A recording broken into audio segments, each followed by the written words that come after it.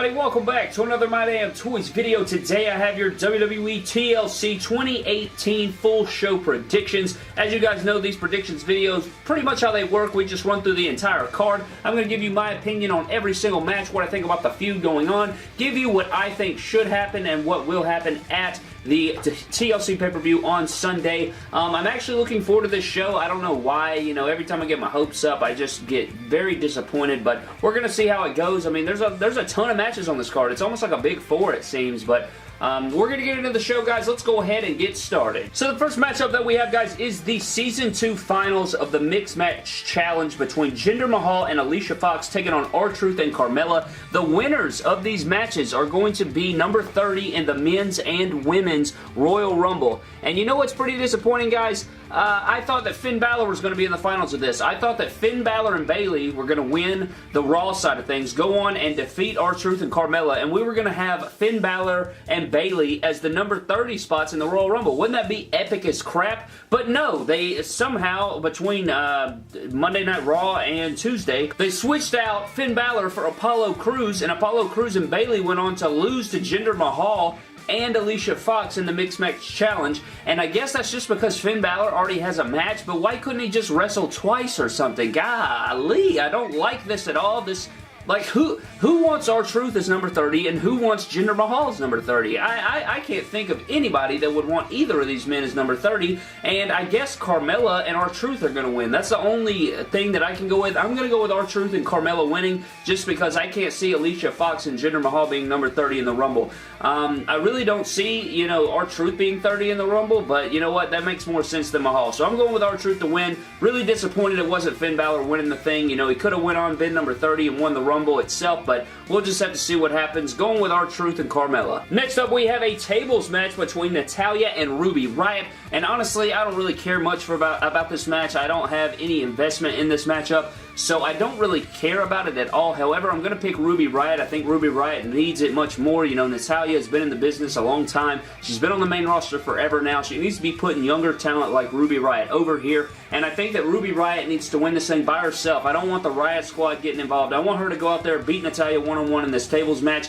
get some more heel heat, and build her character a little bit more. So Ruby Riott, without a doubt, needs to win here, and that's all I'm going to say. Ruby Riott wins this table match. Next up, guys, we have a match, again, that I really do not care about. You know, Bobby Lashley has been on the main roster for a while now, and I am just not, I don't like his character, guys. He's very boring. His in-ring style is boring. I used to love him as a kid, but I guess it's because I was a kid, because I literally, he puts me to sleep. Even when he's a heel now, he's pretty boring. Like Lio Rush, I love Lio Rush to death. He was my favorite indie wrestler before he came to WWE, and them two just get on my nerves. I know they're supposed to be heels, and they're supposed to get on my nerves and stuff, but my God. And Elias, I love Elias. I think Elias is one of the most original characters in WWE. I think he has a great charismatic look about him. He's pretty good in the ring, you know, and I think he's getting better every week. So there's not, without a doubt, he needs to win this matchup. Elias better win this matchup. My God, he really, really needs it here. Elias needs to win this, get some momentum, and go look after the Intercontinental Championship. That's what Elias needs in 2019, some freaking gold around his waist.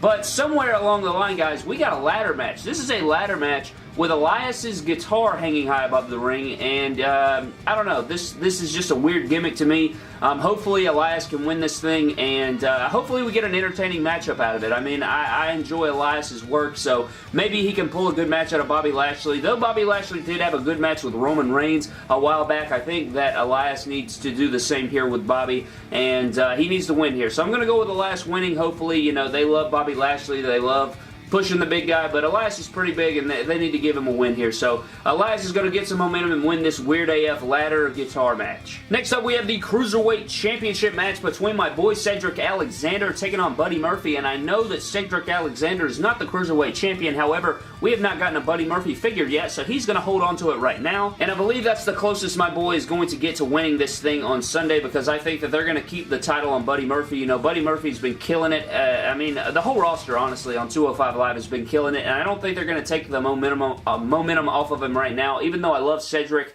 and I think that he should be competing on SmackDown Live as a mid to main event guy. I think he's that good in the ring, and obviously so is Buddy Murphy. Half the freaking 205 Live roster could be mid-card to main event guys on the main roster, I'm pretty sure. But Cedric Alexander is not going to win here. I think that they're going to keep some momentum on Buddy, and he's going to retain the championship. Hopefully this match will be as good, if not better, than their recent matches. So I'm going to go with Buddy Murphy to retain, but I'm going to be supporting my boy Cedric. Next up, we have a singles match between Drew McIntyre and my boy Finn Balor. And this matchup, guys, I think it's safe to say that Finn Balor desperately needs this victory. He needs to come out here. I don't care if they bring up the Demon. You know, we got the Demon last year at TLC, and I think that, you know, he's been pushed to the limit here. You know, he keeps getting beat up by multiple men and everything, so I guess they could pull the trigger on the Demon if they wanted to. You know, it would still keep Drew McIntyre looking strong since the Demon is undefeated on the main roster and everything. However, I don't think they're going to do it. As awesome as it would be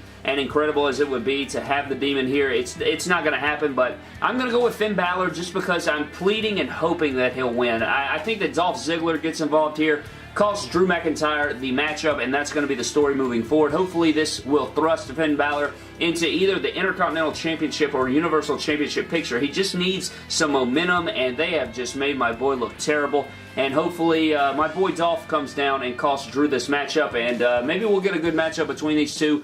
Maybe Drew will pull out some of his athletic over-the-top rope maneuvers here, and we'll get a high-flying style matchup. You know, the story's probably going to be the power of Drew, but he's proven that he can fly around too. So hopefully we get an entertaining matchup out of this, and not just your typical Raw matchup. I'm going with Finn Balor, and I'm just pleading that they give him the W here on Sunday at TLC. Next up, we have a chairs match between one of my favorite wrestlers of all time, Randy Orton, taking on Rey Mysterio here, and this one should be good. You know, their matchup at Crown Jewel in the Best in the World tournament did not live up to the hype. I think it was because, you know, they were given a very short time limit. They weren't given enough time to really work and create a story here, so hopefully this match is much better, and I think that it will be. You know, with the element of chairs thrown in, the heel in Randy Orton should be able to get creative, and they should be able to do some wonderful things here. I think that Randy Orton needs this victory, especially with it being a stipulation matchup. He desperately needs to get this win. You know, he got beat at Crown Jewel, and I really hated that he lost at Crown Jewel. They could have, you know, it was, you know, seen as a live event, which I guess is why they gave him the L, but they could have given Rey Mysterio the L. I didn't like that he got the pinfall victory over Randy Orton's here, so I think that here at TLC we should get a chairs match where a heel Randy Orton does dominate, maybe goes beyond the bell and, you know, continues to work on Rey Mysterio and possibly even kayfabe injures Rey Mysterio or something like that to get that heel heat back on him and give him some more momentum, hopefully towards a championship title run later on in 2019. But I'm going to go with Randy Orton picking up the win here desperately because he needs it. So I'm going Randy Orton, my boy, to win this chairs match. Next is the TLC match between Braun Strowman and the General Manager-elect Trash Corbin, as I like to call him, because he's absolutely awful. He has gotten a lot better in the last year, guys, as he's moved up to Constable. I actually don't want to just rip my eyeballs out every time I look at him, but he's still not good, and he should not even come close to winning this matchup. I don't think he will. I think he will get legitimately buried here, and I think that we're going to get him taking some damage. You know, I put it in my setup yesterday of him getting buried by chairs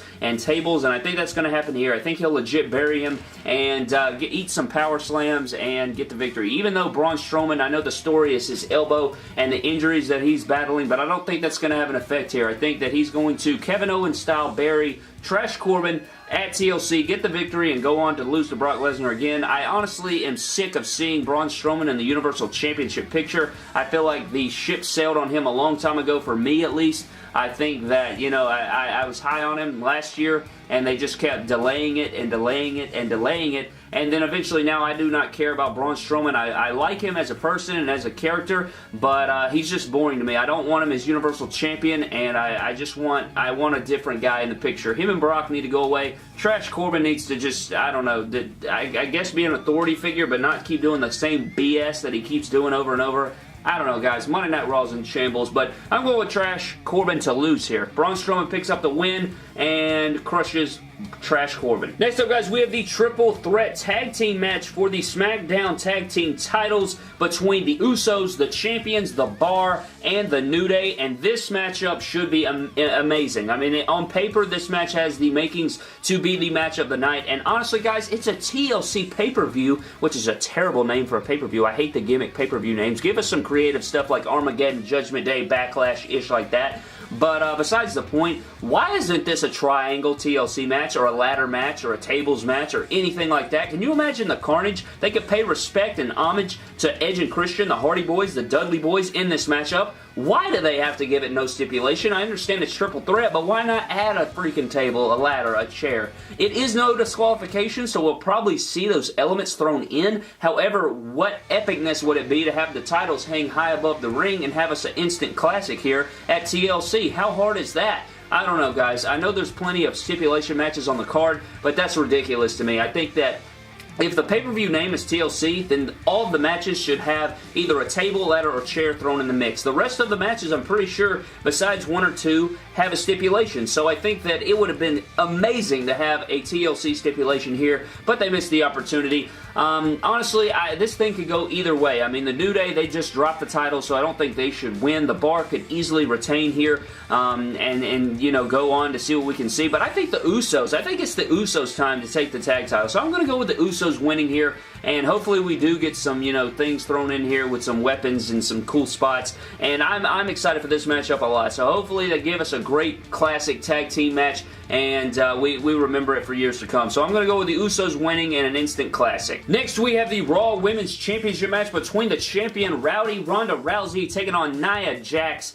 And honestly, guys, we saw this matchup a few months back, and it wasn't good. I don't like Nia Jaxx as a character. I think she's very green in the ring. I don't like her style. I don't like her promo. I am very annoyed with her, how she flip-flops like Big Show, turning face and heel every other week. And Ronda Rousey should win this matchup in 5 minutes, and I don't think it should be close, even though I know they're going to make it competitive, and Ronda Rousey has gotten so much better in the ring, guys. I really thoroughly enjoyed her and Charlotte's matchup at Survivor Series. Match of the night, I'm pretty sure, at that pay-per-view, but Ronda Rousey here should retain the championship. I don't think she's going to drop it anytime soon. It should be around Mania 35 before she even looks at a loss. So I'm going to go with Ronda Rousey retaining, and Nia Jax should go far, far away from the Women's Championship picture on Monday Night Raw. Now, here's a matchup that I'm looking forward to, guys. The Triple Threat TLC match for the Smackdown Live Women's Championship between my girl Becky Lynch, my girl Asuka, and Charlotte Flair. And my God, should this one be an instant classic. You know, you have the three best women in the entire company going head-to-head here.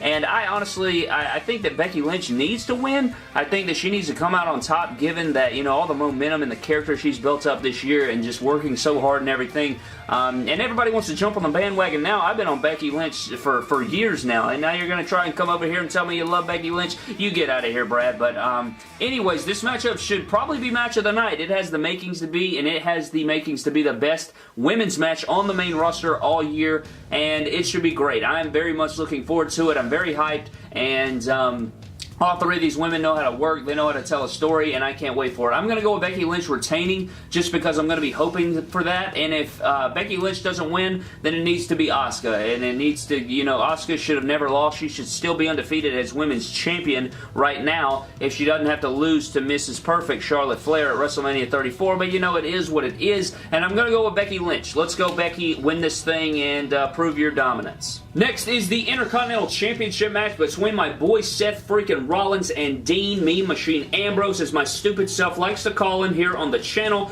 But this matchup needs a stipulation, guys, as the, you know, this rivalry has been bitter. The heel turn on Seth on the night of Roman Reigns' announcement and everything leading up to this matchup. Why doesn't this have a stipulation? I'm looking at it here. No, it doesn't have a stipulation. Like, come on, man. They should have totally added at least a ladder. This match should be at least a ladder match. I think it would be incredible to see these two go head-to-head. We've seen it 100 times in the past. The chemistry between the two is obviously off the charts, and I'm looking forward to just seeing how this plays out. I think that Dean Ambrose is going to do it. I think he's going to finally overcome Seth here. He's going to dethrone him, take over the Intercontinental Championship. I think this is where we start to see the build towards WrestleMania, and I think that Dean Ambrose is going to win the IC title, and we're going to start building some sympathy for Seth Rollins so that he can go on to win the Royal Rumble and go on to fight whoever's the Universal Champion at WrestleMania. So I think that it has to start here, and I'm going to go with Dean Ambrose prying the Intercontinental title away from Seth, and we're going to see a new champion in Dean Ambrose, and Seth Rollins is going to start building up his little sympathy, and we're going to see him overcome the odds and win the Royal Rumble to go on to Mania and fight for the Universal title. So I'm going with Dean Mean Machine to be your new Intercontinental Champion. And the last matchup we have on the card, guys, and the match that absolutely should main event, given that the Universal Championship is not on this card, the WWE Championship match between Daniel Bryan and AJ Styles. And this matchup doesn't have a stipulation either. I can understand that, I guess. You know, not all matches should have stipulations. I guess if any of them aren't going to have one, this would be the one. And we got AJ Styles trying to regain his WWE Championship that he lost on Smackdown Live.